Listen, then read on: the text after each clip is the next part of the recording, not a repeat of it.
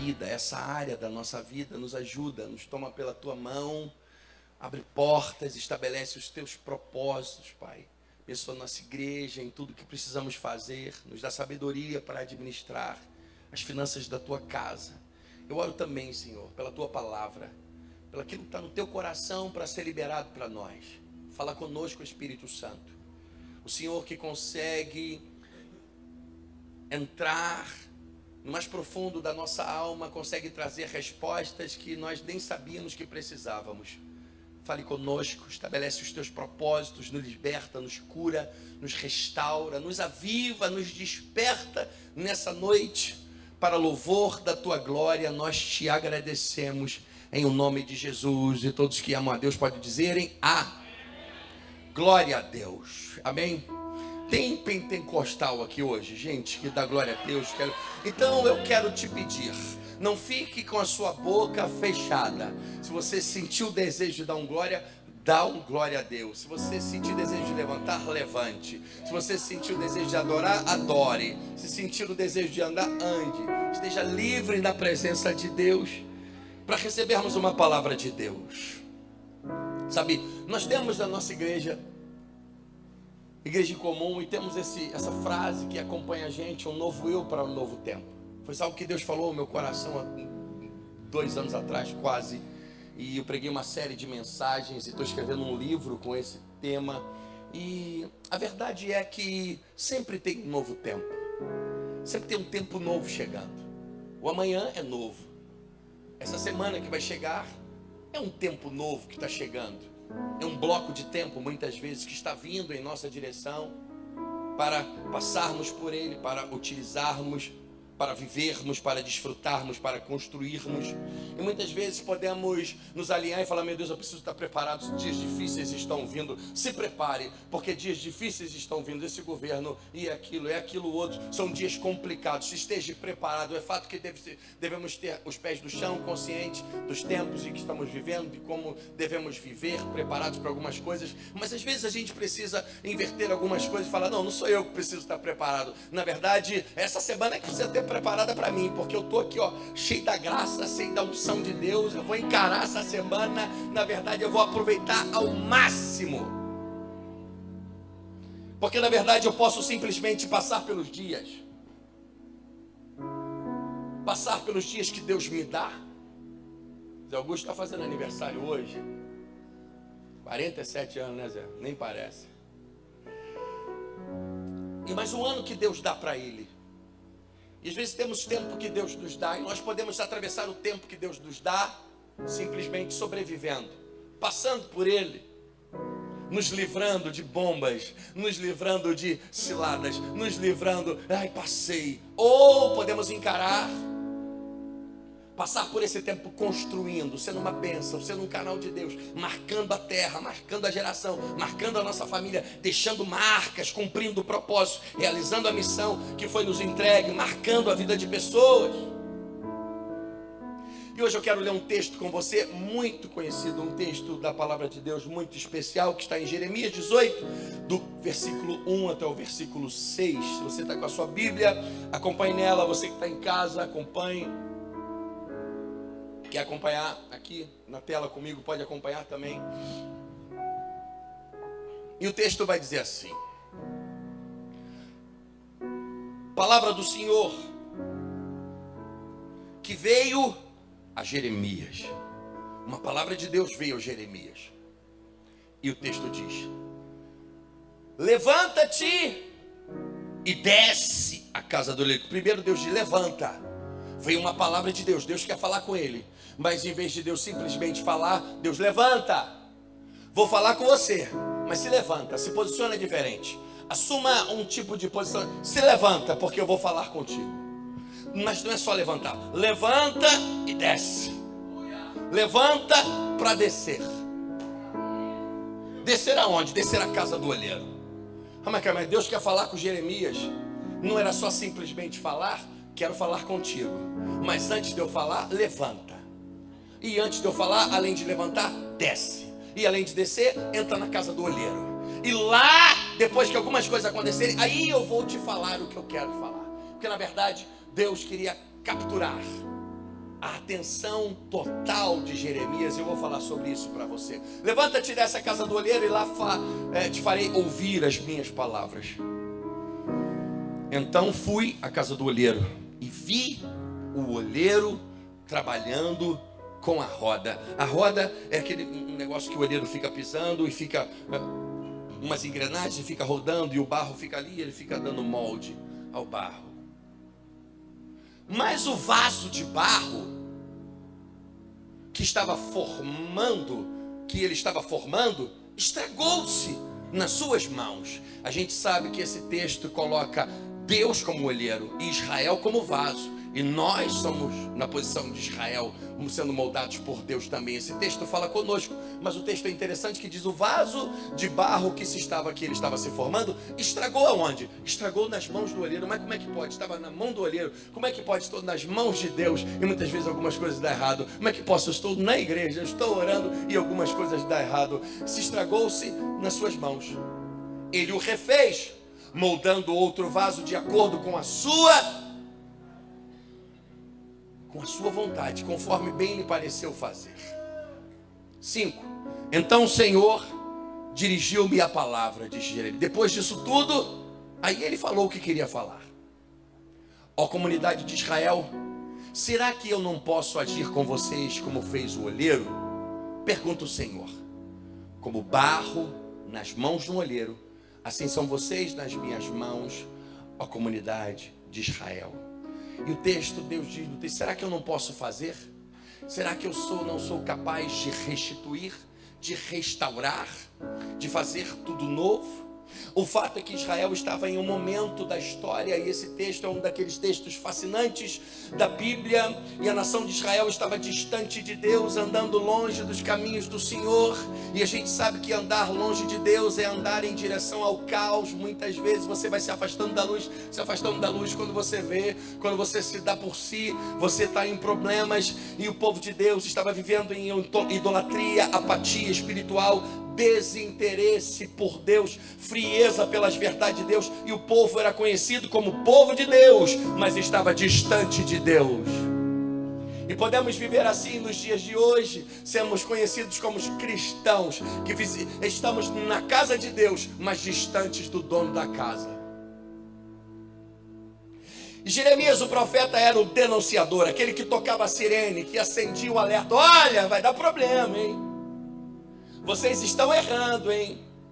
Vocês estão caminhando em direção errada. Jeremias é um profeta contemporâneo a Daniel. Jeremias começa a erguer a sua voz profética para o rei Zedequias, dizendo que a Babilônia iria invadir Israel, iria destruir, iria levar o rei cativo, levar a população, iria destruir o templo, iria destruir as cidades, queimar a cidade. E o rei e o povo não acreditavam e continuavam na sua apatia, na sua idolatria, na sua frieza. E o rei manda prender Jeremias do pátio do palácio, e com aquele texto quando diz: clama a mim, responder-te-ei. Jeremias é conhecido como profeta chorão, porque ele ficava lamentando: esse povo não está entendendo, vai acontecer isso, eles não estão percebendo. E ele preso no palácio, e Deus fala para ele: clama a mim, pare de chorar, clame a mim, responder-te-ei, anunciar-te-ei. Tudo isso vai acontecer, mas depois, além de tudo isso, se esse povo se voltar a mim, eu posso restaurar. Deus leva Jeremias a um lugar onde o olheiro molda o vaso, e com aquela imagem, Deus fala com Jeremias que apesar de Israel estar se desmanchando, o vaso simbolizava Israel, que era o povo de Deus, estavam morando em Israel, conheciam a cultura, conheciam Deus e as verdades de Deus, mas mesmo assim estavam se desmontando, se desfazendo, se desfalhando, se quebrando. A minha sogra, eu aprendi com ela não gosta, ela não canta aquele hino: quebra minha vida e me faça de novo, eu quero ser. Eu também não gosto de cantar não, estou cantando para te falar, porque o texto diz que não foi Deus que quebrou o vaso se quebrou sozinho, nas mãos de Deus. Eu não vou ficar pedindo a Deus para quebrar minha vida não, meu Deus do céu. Ela fala assim. E apesar do povo estar se desmanchando, se quebrando nas mãos do oleiro, andando em caminhos errados, se distanciando de Deus, mesmo assim, Deus estava dizendo que poderia fazer novamente. Que se o povo achasse o caminho de volta, Deus poderia restaurar, refazer, renovar, reavivar. E nós vemos que o vaso está nas mãos do oleiro. O vaso nas mãos do oleiro nos aponta para o governo de Deus, para o controle absoluto de Deus sobre todas as coisas. O vaso quebra sozinho, e muitas vezes problemas que vivemos não é porque Deus quis que a gente vivesse problema, é porque nós mesmos arrumamos problemas, arrumamos sarna para se coçar. Deus não perde o controle quando estamos em problemas. É sim nós que perdemos o controle das coisas. E nós não vemos em Deus uma posição determinista. Não vemos em Deus um Deus determinado a fazer só aquilo que Ele quer com a gente. Nós vemos um Deus falando: Jeremias, será? Você não acha que eu posso, que eu sou capaz de restaurar? Se esse povo se voltar para mim. Não há em Deus um desejo somente de executar, uma disposição somente em fazer o que é bom para Ele, mas sim, Deus criou a terra com tantas belezas naturais, cachoeiras para tomarmos banho, frutas deliciosas, como é bom comer um morango, comer uma fruta gostosa, casais que se casam, e para terem filhos, mesmo assim Deus colocou o prazer no sexo. E Deus estabeleceu tantas coisas, pensando, Ele estava pensando nele quando fez uma fruta gostosa, Ele estava pensando nele quando fez essa paisagem tão bonita, quando fez a terra com tantas belezas naturais, pensando em nós. Então, uma predisposição de Deus para restaurar, para refazer, para abençoar, até para consertar as besteiras que fazemos, porque o vaso se quebra sozinho. Tem uma máxima no futebol, quando você está jogando, você está rolando, aí tem marca fulano, marca Beltrano, e fulano, marca não, aquele ali a natureza marca, para deixar. E existem pessoas que estão tão perdidas, errando tanto, fazendo tantas besteiras, mesmo apesar de estarem na igreja, que eu acredito que nas reuniões do inferno, Satanás deve fazer: deixa ele, sozinho mesmo ele se arrebenta, nem precisa fazer nada. Se você falar, vai acabar atrapalhando, que ele é capaz de ele mesmo se quebrar tão bem que nem precisa dar trabalho para a gente. Porque existem pessoas que se quebram financeiramente, se quebram emocionalmente, ouvem a palavra de Deus, mas se metem em tantas furadas que parece que as palavras entram por aqui e saem pela outra. Eu, como pastor, já aconselhei tanta gente. Você dá conselho, você fala o que é melhor, você fala o caminho certo, você mostra, é isso, vai dar errado se fizer isso, mas a pessoa vira as costas e faz tudo ao contrário do que você falou. As escolhas que fazemos nos levam a trilhar os caminhos que Deus preparou para nós, para encontrarmos as portas que Deus preparou que a gente encontre. Ou as escolhas que fazemos também podem nos levar para caminhos tortuosos, longe da vontade de Deus. Não vemos o olheiro quebrando o vaso se desfaz da mão do olheiro. É o barro que não está bom. Quando ele começa a moldar o barro que se desfaz, há alguma imperfeição, ou tem pedra no barro, ou tem raiz, ou tem alguma coisa que atrapalha ele de ser formado, ou ele está mole demais, ou está duro demais, difícil de ser moldado. O fato é que o problema não estava no olheiro, e nem na sua roda, nem no seu mecanismo, o problema estava no barro. Equilíbrio é algo fundamental para a vida, porque podemos encontrar pessoas que são duras demais. São duras demais com a família, são duras demais com os irmãos, é dura demais consigo mesmo, mas nem ela mesma aguenta a dureza que ela tem. São santos demais, são santarrões demais, são críticos demais, e outros que são moles demais. Eu tenho pavor, quando você vai apertar a mão do cara, a mão do cara é tão mole que você quase quebra a mão dele. Meu Deus do céu, caramba, cara, parece uma geleia. E também tem gente que quer apertar sua mão, que quebrar sua mão. Calma, cara. Porque existe uma coisa chamada equilíbrio. A Bíblia passa uma mensagem de equilíbrio quando diz que Jesus crescia em graça e em conhecimento diante de Deus, diante dos homens, diante do céu e diante da terra. Equilíbrio. Então, o barro podia se quebrar, se desfazer, porque eu era mole demais, e algumas pessoas são moles demais, são lentas demais, não se ativam, não fazem, e outra era duro, ou pode ser duro demais, algumas pessoas são duras demais.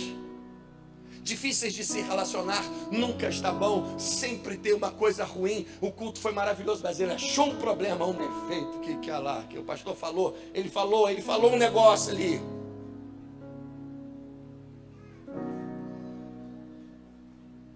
A palavra vem ao profeta e diz: levante-se. A palavra de Deus vem ao profeta e diz: levante-se e desce. Levantar remete a despertar. Os pentecostais podem dar glória a Deus, hein? Não se esqueçam. Levantar remete a despertar. Levantar, levanta-te e desce. Levantar para descer. Levantar para descer. Essa é uma palavra que fala de despertamento. Essa é uma palavra que fala de voltar a atenção para Deus.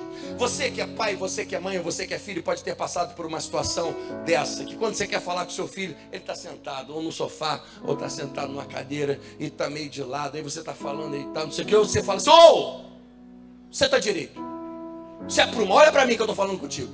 Quem já fez isso? Olha para mim, porque você quer o quê? Você quer ele ouça, você quer a atenção dele. Então o que Deus está falando com Jeremias: Jeremias, quero falar contigo, mas faz o seguinte, levanta. Assume uma posição diferente. Tem gente que não ouve a Deus, mas não estou ouvindo a Deus. Claro! Seu posicionamento espiritual está todo errado.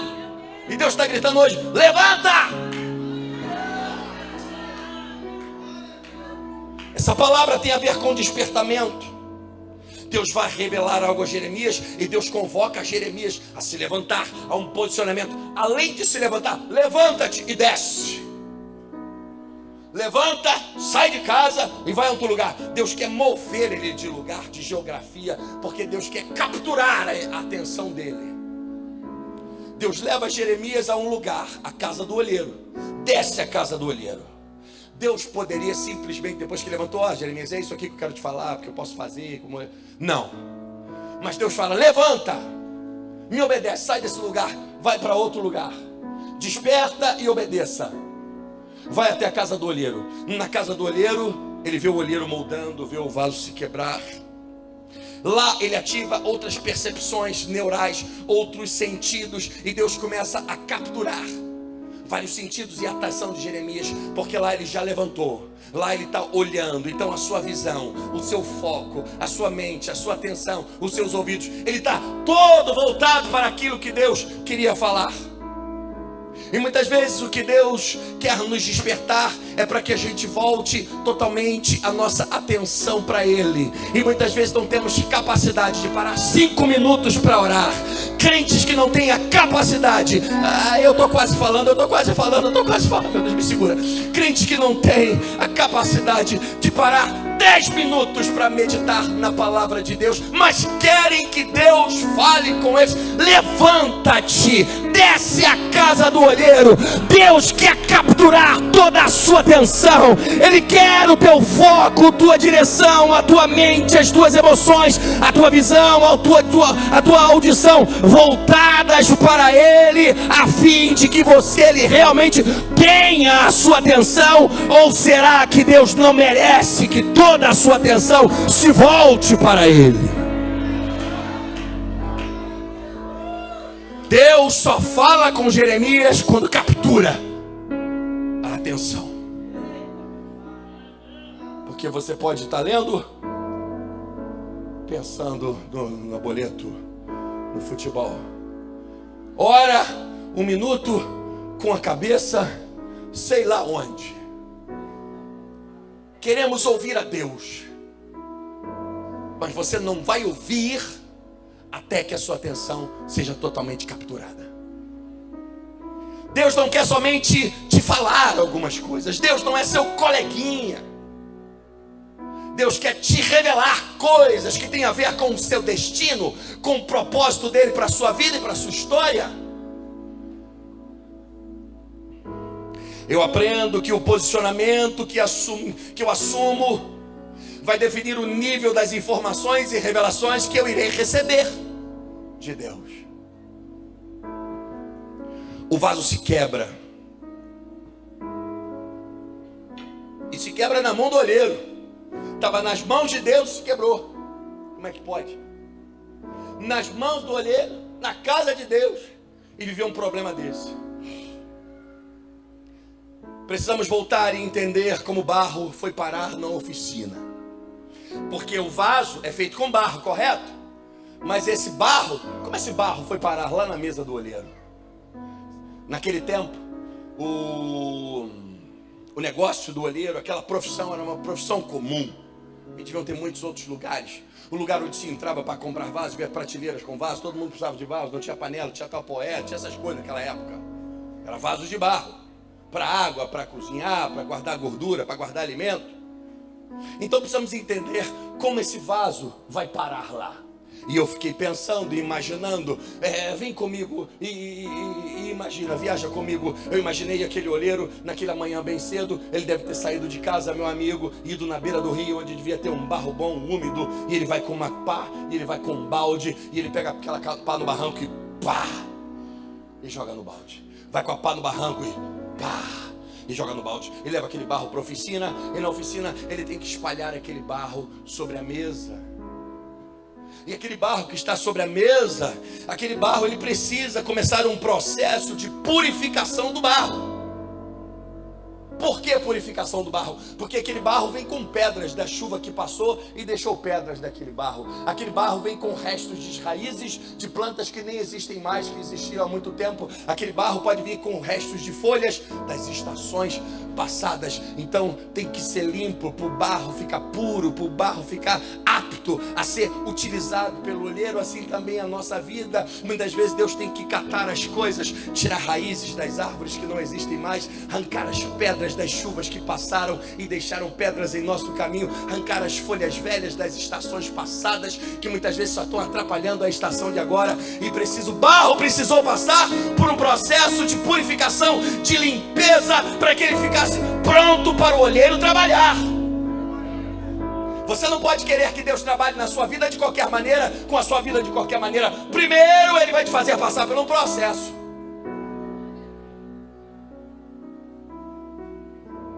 Isso me remete a dois princípios básicos que necessitam ser vividos pelo cristão no cristianismo: purificação, santificação.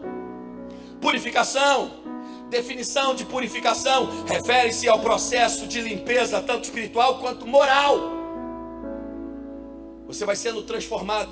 Aquele que roubava não rouba mais, o que mentia não mente mais, o que furtava não furta mais, o que se prostituía não se prostitui mais. Porque é uma limpeza, um processo, uma restauração espiritual, interior e moral. Purificação refere-se ao processo de limpeza tanto espiritual quanto moral, através do qual um cristão é liberto do pecado e feito puro diante de Deus, e tem o seu start com arrependimento. A purificação começa quando você se arrepende. Se arrepende de ter feito coisas que não deveria ter feito, ter vivido coisas que não deveria ter vivido. Eu vivi, mas não era para ter vivido. Não me arrependo, Senhor. E a santificação, definição de santificação, é o processo contínuo de ser tornado santo. A santificação é um processo contínuo, sendo lavado, separado para Deus, crescendo em retidão, em fé, em amor. A santificação é posicional, contínua, progressiva, e se dá pela dinâmica da oração, se dá pela dinâmica da meditação na palavra de Deus, pelo servir, pelo alinhamento constante com você e com Deus, onde você vai se santificando, se purificando, estando mais perto de Deus, se realinhando com Deus.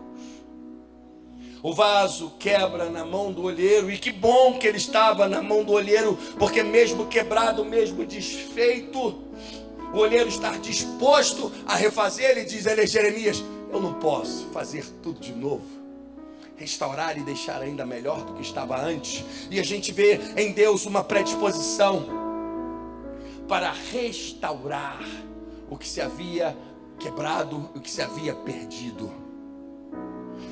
É melhor se quebrar na mão de Deus. E muitas vezes algumas pessoas se quebram na mão de outros homens. E muitas vezes o que para Deus pode falar: não, está quebrado, está sujo, não está servindo, parece que não serve para nada, mas é meu. Não, eu vou restaurar, eu vou fazer tudo novo. Eu vou dobrar, eu vou abrir, eu vou limpar, eu vou umedecer, eu vou colocar a minha mão, eu vou fazer novamente. Às vezes você se quebra na mão de uns homens e os homens simplesmente olham e falam: isso aqui não serve mais para porcaria nenhuma. Mas Deus não. Deus vai refazer você. Então hoje um dia é para você ouvir que há uma predisposição em Deus, há um desejo de Deus te restaurar, te renovar, te refazer, te reedificar. O olheiro refaz conforme pareceu bem aos seus olhos, é o que o texto diz. Quando você aceita estar nas mãos de Deus, Ele vai dar a você a forma e o caminho e o destino que Ele acha melhor. A imagem que estava dentro do oleiro, Ele vai imprimir e vai moldar em você. Ele vai te moldar, Ele vai te fazer. Você não pode querer se entregar a Deus, entregar a sua vida para Deus e querer que Deus faça tudo o que você quer. Esses dias uma moça estava falando para mim: não, meu ministério é esse, meu ministério é aquele, meu ministério é aquele, meu ministério é isso, é aquilo. Eu estava só ouvindo, porque eu também já falei um monte de coisa. Mas o fato é, quando você se rende a Deus, nem sempre você faz tudo o que queria fazer.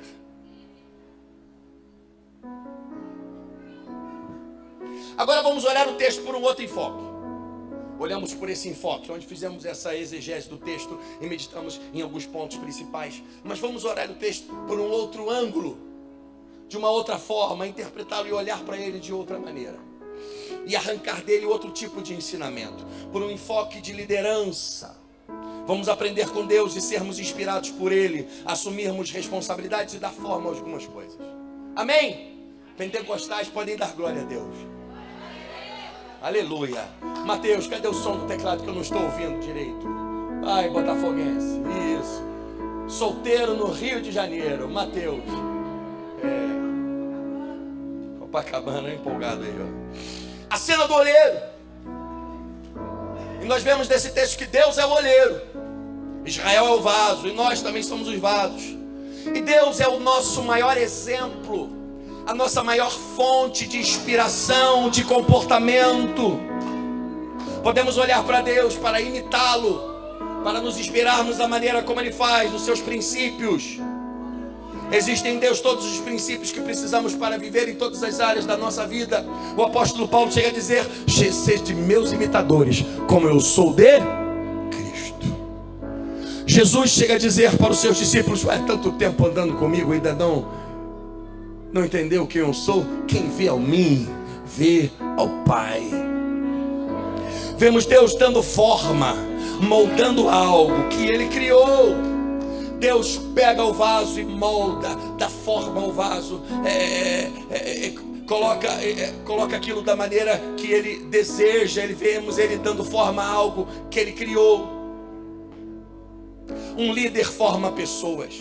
Eu estou formando você aqui agora, dando forma aos seus pensamentos, às suas ideias, ao seu entendimento. Estou te ensinando, abrindo seus olhos, dizendo, te apontando uma direção. Caminhe dessa forma, valorize algumas coisas. Existem líderes que não formam, líderes que formatam. Existem pais que não formam, pais que formatam. Pais que não formam seus filhos. Liderança é formar pessoas e transformá-las naquilo que elas podem ser e podem se tornar. Eu aprendo e vemos Deus dando forma a algo que Ele mesmo criou. Aprenda uma coisa: não dê movimento, não coloque em existência, não coloque em funcionamento algo que você não pode cuidar. Não tenha mais filhos do que você pode cuidar. Não tenha uma empresa se você não vai se empenhar em dar conta delas. Não tenha um negócio, não coloque algo no mundo que você não vai dar conta de criar, de tomar conta, de levar ao crescimento, de cuidar. Liderança é formar as pessoas e transformá-las naquilo que elas podem se tornar. Eu me lembro da estátua de Michelangelo. Michelangelo fez uma estátua muito bonita de Davi, com uma funda. É uma estátua gigante, feita em um bloco de mármore, onde Davi está com a funda assim. E ela é tão perfeita, ela é tão bonita, ela parece tão significativa, porque as veias do pescoço parece que tem vida, parece que Davi está se movimentando, as pernas, o seu abdômen, a costela, os detalhes são muito perfeitos. E o fato é que Michelangelo fez aquela escultura em um bloco de mármore muito grande que alguns outros artistas rejeitaram e falaram: esse mármore está ruim, ele não está bom para esculpir. E naquela época eles esculpiram até dentro d'água, porque precisava estar umedecido. Mas Michelangelo fala: para vocês esse mármore não está bom, dá ele para mim que eu vou fazer algo. E ele faz a estátua de Michelangelo. E depois que a estátua está pronta, chegam para Michelangelo e dizem: cara, como você conseguiu fazer algo tão especial, mano? Ele falou: foi simples, a estátua estava lá, aquele bloco gigantesco de mármore. Eu olhei lá dentro e vi que Davi estava lá dentro. Então eu só comecei a tirar tudo que estava sobrando, tudo que estava demais, e daí encontrei o Davi. Preste atenção, tem algo especial dentro de você, mesmo que você pareça um bloco de mármore rejeitado por algumas pessoas. Deus viu algo especial em você e vai formar você.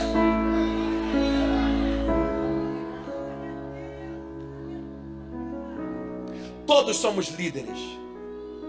Você está em uma igreja onde tem em sua visão, em seu propósito, em seu senso de missão, formar líderes para o reino de Deus.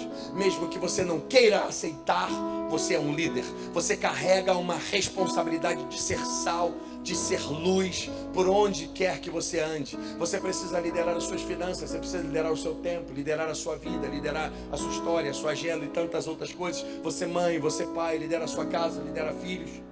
E o maior problema de hoje é que as pessoas não se enxergam como líderes, não percebem que precisam ser líderes e que precisam assumir a liderança das suas vidas. Quando nós vemos o apóstolo Pedro citando uma expressão tão conhecida do cristianismo que diz que nós somos geração eleita, povo santo, sacerdócio real, escolhidos por Deus.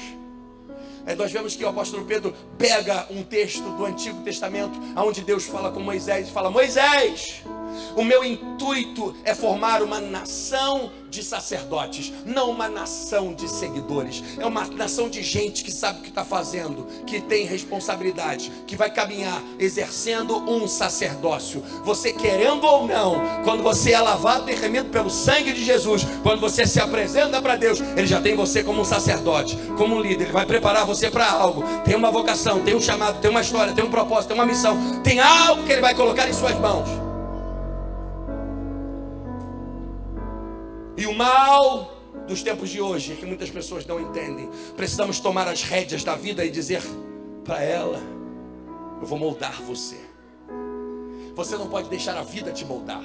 Você não pode deixar os dias que estão vindo moldarem a sua história, darem um ritmo à sua história. Não, você precisa ser forte o suficiente e entender e pegar o exemplo de Deus e saber ser um moldador de circunstâncias.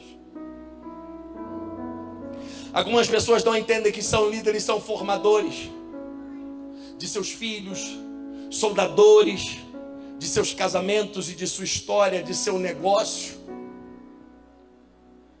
E muitas vezes não são capazes de assumir determinadas responsabilidades. Romanos 12:2 vai dizer: não se amoldem ao padrão desse mundo, mas transformem-se e sejam transformados pela renovação da vossa mente, para que sejam capazes de experimentar e comprovar a boa, perfeita e agradável vontade de Deus. Eu já aprendi uma coisa: você só transforma aquilo que você não se conforma. Enquanto você se conforma com a situação existente, você não vai transformá-la. Enquanto você aguenta essa dor, você não procura um médico. Enquanto você está aguentando esse sofrimento, você não procura cura, você não procura restauração, você não procura a solução. Enquanto você está aguentando viver nessa pindaíba, você não se livra e não se levanta para viver alguma coisa melhor, porque você não transforma aquilo que você se conforma. A busca, quando você começa a invadir o reino de Deus, funcionar com Deus, meditar na palavra de Deus, entender como Deus funciona, ser inspirado por Deus, você vai perceber que Deus é excelente. Olha para a criação, olha para a perfeição, olha para o sistema solar, olha para todas as coisas, como são bonitas, como são belas, como são perfeitas, como elas andam em sincronia. Olha para o corpo humano, é uma máquina tão poderosa que ninguém é capaz de fazer algo parecido, porque Deus é excelente. Deus carrega em si um modelo de excelência. A busca pela excelência é em conformidade com o comum. E muitas vezes nos satisfazemos com o comum, quando na verdade Deus nos chamou para sermos pessoas incomuns. Nos conformamos com só isso. Tá bom, só isso, tá bom, só isso, tá bom, só isso, tá bom. Com o habitual, com tá bom, tá bom, tá bom, tá bom. Não precisa limpar mais não, tá bom, tá bom, tá bom. Tá bom, deixa, tá bom, tá bom. Nos conformamos com pode ser assim mesmo, pode ser. Com o mesmo, com o médio, com o mediano, com o medíocre. E a busca por algo mais, por algo melhor, vai ficando de lado. Deus aparece no texto de Jeremias dando forma a um vaso que simboliza o povo, uma nação, a sociedade. Da mesma forma que Deus dá direção, dá sentido, dá rumo àquilo que Ele cria, nós precisamos dar forma àquilo que criamos. Tem um texto de Apocalipse 2, versículo 2, que diz assim: conheço as tuas obras e o seu trabalho árduo. Conheço as tuas obras e o seu trabalho árduo e a sua perseverança. Sei que você não pôde tolerar homens maus, que pôs à prova os que dizem ser apóstolos e não são, e descobriu que eles eram impostores. Mas essa palavra, conheço as tuas obras e o seu trabalho árduo, essa expressão, trabalho árduo, é uma expressão que tem um significado de labor, que quando você vai pesquisar mais fundo, ela tem uma origem em um trabalho de artífices. Pessoas que são capazes de moldar, trabalhar em superfícies difíceis. Ferreiros que são capazes de dobrar metais difíceis de serem dobrados e darem formas diferentes que não eram capazes de dar. Trabalhar com coisas difíceis. E muitas vezes o que eu aprendo com essa palavra de labor, aprendo com essa palavra que Deus vem em nós e nós precisamos assumir uma posição onde nós também somos moldadores de circunstâncias, moldadores de realidade, porque muitas vezes as realidades são duras, muitas vezes as coisas que estamos vivendo são duras, os problemas são muito difíceis, mas se entendermos que somos moldadores de circunstâncias e de realidade, como aqueles caras que trabalham no ferro, dando forma a coisas que pareciam superfícies muito duras e difíceis de serem contorcidas, mas eles colocam calor, eles colocam força, eles colocam empenho. E muitas vezes nós, através da palavra de Deus, que é força, através da nossa fé, colocamos fogo, colocamos a palavra de Deus, colocamos oração, colocamos empenho, colocamos um jejum, colocamos mais de Deus, colocamos palavras proféticas, e aquelas circunstâncias que parecem tão difíceis, aquelas coisas que pareciam tão impossíveis, aquelas coisas que pareciam que não poderiam mudar, começam a ser transformadas. Aquele parente que não queria se render, aquele homem, aquela mulher que era muito difícil de se ajoelhar na presença de Deus, Deus começa a mover em circunstâncias muito difíceis, as finanças que não andam, os processos que não saem, e a oração é súplica, é louvor, é bênção, é jejum, e você vai aplicando a sua fé, e você vai moldando realidades que pareciam que não iriam se mudar, e as coisas começam a mudar a seu favor.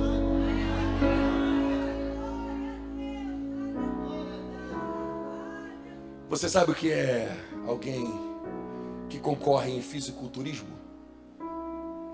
Aqueles homens e mulheres muito fortes, com os músculos muito aparentes.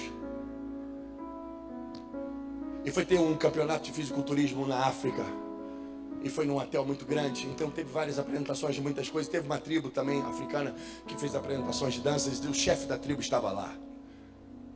E eles estavam no lugar, aí alguém falou pro fisiculturista: vamos lá, cara, vou te levar lá no pessoal da tribo, pra você fazer uma apresentação, o pessoal ver. E o fisiculturista foi. Nada contra fisiculturismo, pelo contrário.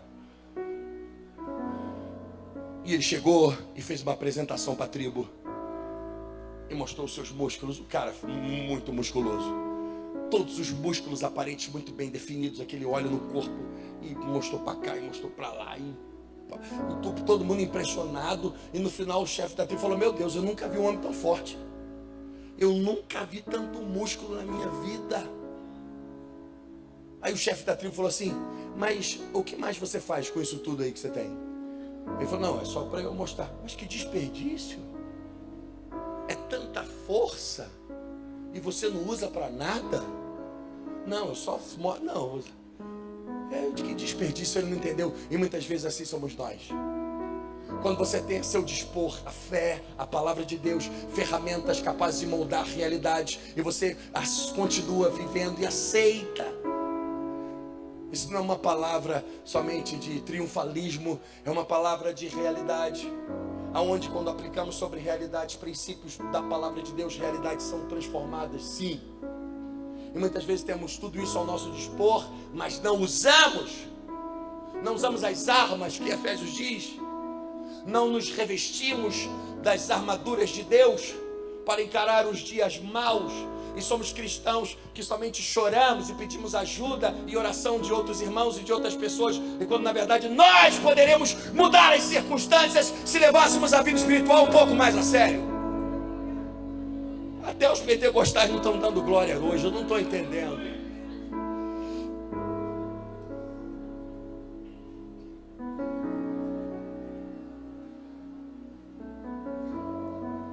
Precisamos ser pessoas impermeáveis. O louvor pode vir subindo, por favor.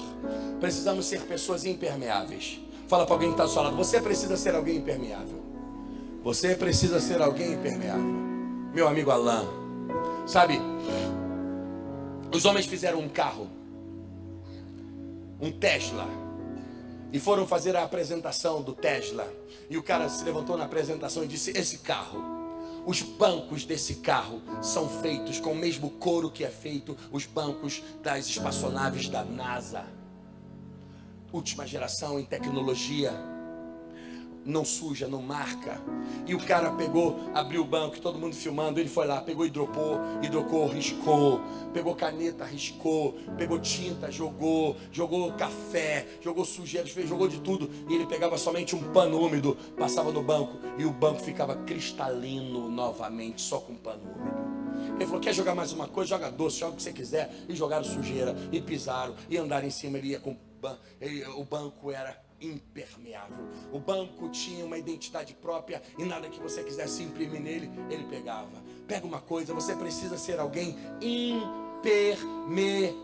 Nada que tentam falar sobre você, jogar sobre você. Jogaram uma coisa sobre mim, falaram uma coisa sobre mim, falaram isso de você. Ah, tudo bem, não estou nem aí, eu sou impermeável. A palavra de Deus, a oração acaba-me. Fizeram essa injúria de você, jogaram um feitiço para você, falaram disso de você, disseram que você é isso, que você é aquilo, que você é aquilo outro, disseram que você não vai crescer, que você não vai prosperar.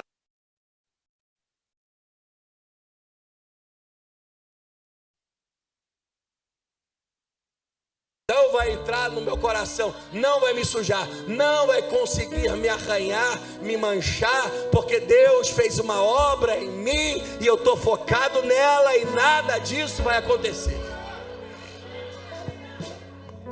Precisamos ser pessoas impermeáveis, pessoas que dobram realidades e moldam circunstâncias. Fica de pé comigo em nome de Jesus. Pessoas que moldam realidades e circunstâncias geralmente não estão olhando como elas viveram, ou como viviam, ou como estão vivendo. Geralmente elas estão olhando para frente, querendo serem guiadas por Deus, querendo ouvir aquilo que Deus está falando. Não importa o pouco de coisas que você tem, não olhe somente para o que você não tem, porque Deus e você podem ser suficientes. Talvez você está aqui hoje diante de tantos desafios na vida, mas parece que o que você tem não é suficiente para vencer nem metade das lutas que você tem para lutar. Moisés tinha um cajado e Deus disse para ele: vai com o cajado, mas eu vou enfrentar Faraó e o exército de Faraó com o cajado. Vai com o cajado. Você tem um cajado? Vai com o cajado. E foi com o cajado que ele abriu o mar, e foi com o cajado que ele venceu, e foi com o cajado que ele arrancou o povo do Egito. Davi não tinha habilidade com espada, mas tinha uma tiradeira, tinha uma funda. Ele falou: vai com a funda, vai com o que você tem, não olha para o que você não tem, porque na verdade o que derruba o gigante não é a arma que você tem ou a força que a gente tem, é o que Deus pode fazer com o pouco que a gente tem.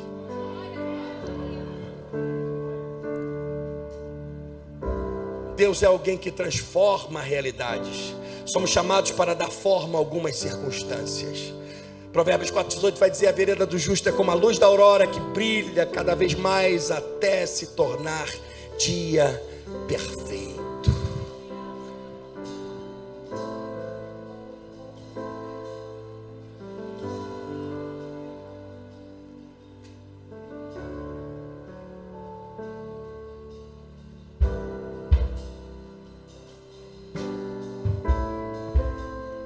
apelo de Deus.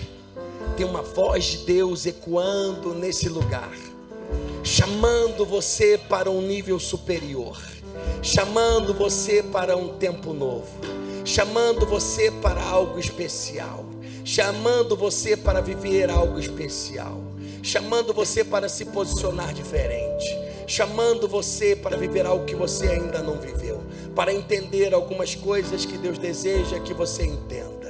Eu quero ler um texto com você que eu vou achar aqui. 1 Coríntios 3, 1 a 3 vai dizer assim, o apóstolo Paulo dizendo aos irmãos de Coríntios: irmãos, não lhe pude falar como a espirituais, mas como a carnais, como a crianças em Cristo. Dei-lhes leite e não alimento sólido, pois vocês não estavam em condições de recebê-lo de fato. Vocês ainda não estão em condições, porque ainda são carnais. Porque visto que há inveja, divisões entre vocês, não estão sendo carnais e agindo como mundanos. É comprovado pelos médicos que adultos não precisam tomar leite, que o leite da vaca não é para nós, o leite da vaca é para os bezerros. Nós tomamos o leite da nossa mãe ali até determinado tempo, e que inclusive leite de vaca, há teorias que faziam até mal para nós. Mas muitas vezes insistimos em tomar leite. Você toma Nescau? Toma Nescau? Barão de Fogo. Toma Nescau? Toma. Fone no ouvido. Todinho também. E muitas vezes insistimos em tomar leite. O apóstolo Paulo está falando uma coisa.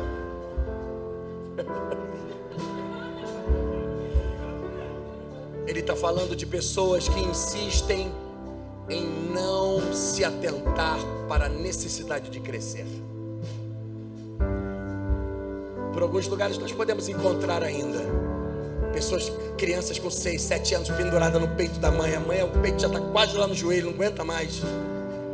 E a criança está lá, não é mais para mamar. Pessoas que insistem em não crescer. O fato é que pessoas precisam deixar. O fato é que nos dias de hoje podemos ter cristãos que insistem em não crescer, querem continuar tomando papinha. Graças a Deus em Coapimirim não tem cristãos assim. Anos e anos de evangelho, com a chupeta de um novo convertido na boca ainda. Anos e anos de evangelho, querendo tomar mamadeiras espirituais, porque não se atentaram com a necessidade do crescimento, com a necessidade do desenvolvimento. E eu acredito que algumas pessoas não vivem algumas promessas de Deus, porque elas não crescem. Quando você recebe uma palavra de Deus, você recebe uma promessa de Deus. Deus faz te dar uma palavra, e você que está aqui hoje, ouve. Mas as palavras de Deus, as profecias, as promessas de Deus, elas não remetem ao passado, elas apontam para o futuro, amém? As promessas de Deus apontam para o futuro.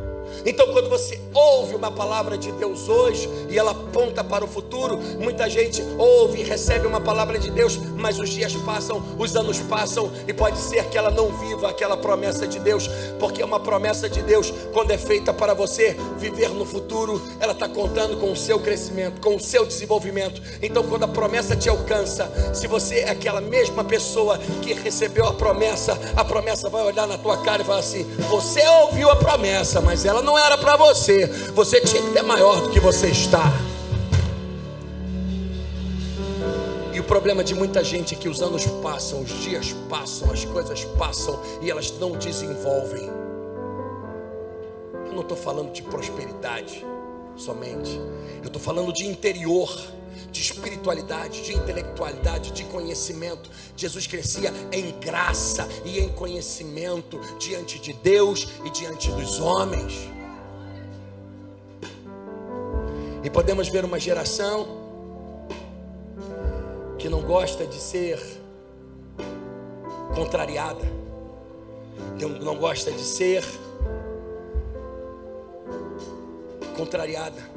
John Piper, em um de seus livros, diz o seguinte: se o Deus que você diz adorar não discorda de você em nada, é bem possível que você esteja adorando uma versão idealizada de si mesmo e esteja chamando ela de Deus. Sabe o que eu aprendo? Até o maestro, para reger uma orquestra, ele tem que dar as costas para a multidão, para reger a orquestra. Sabe de uma coisa? Para de querer agradar todo mundo e você acaba desagradando a Deus. Dê as costas para o que preciso for dar, mas agrade ao Senhor. Faça o que Deus está falando. Deus pode estar gritando para você: levanta-te, desce a casa do olheiro, porque lá eu falarei com você e você vai ouvir a minha voz. Erga suas mãos nos lugares que você está. A voz de Deus está ecoando. Hoje Deus está chamando você a um nível maior. Hoje Deus está dizendo: eu tenho algo especial para realizar na sua vida, na sua história. Tem algo de Deus se movimentando. Tem uma unção de Deus sobre esse lugar. Tem uma graça de Deus pairando sobre